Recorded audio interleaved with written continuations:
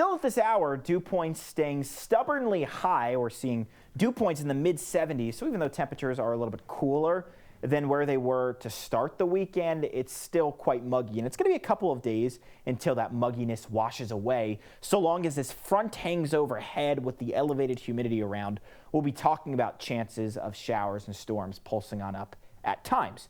Here's the Futurecast. Let's kick things off around 11 in the morning tomorrow. I think before this point, we're quieting on down for the rest of tonight. And here comes some storms re-emerging again as we get into the afternoon. Now, I think the best risk at an isolated chance of a stronger storm, maybe just off towards or just outside of the Rockford area, but still, any one of these storms can contain heavy rainfall. You saw those dew points. There's a lot of moisture content in the atmosphere. So that will be the main hazard with any of these storms that fire off heavy rainfall, which could flare up at any time. There will be some periods of sunshine, but I think clouds will dominate the skies during the day tomorrow.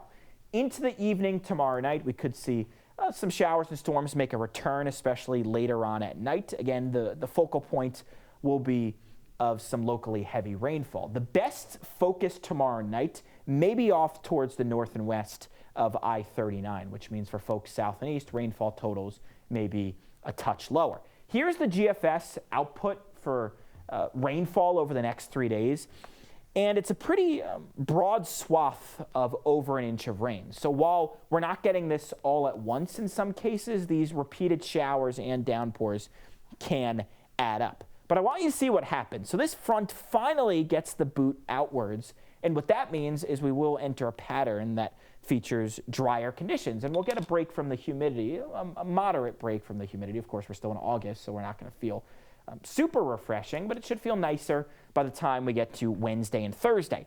That drier air may still stay in place towards the end of the week, but we're going to replace warm temperatures to hot ones by the end of the week towards the weekend, and we'll be back to feeling like we're in the heart of summer with feels like readings approaching the 90 to 95 degree mark by Friday. Here are those feels like readings. Again, getting back into the 90s by Friday, but feeling more comfortable by Wednesday and Thursday. Those should be, right now, the nicest days of this upcoming week. Tonight, 70 degrees, just an isolated chance of a thunderstorm remaining, although as the night wears on, that risk becomes lesser and lesser.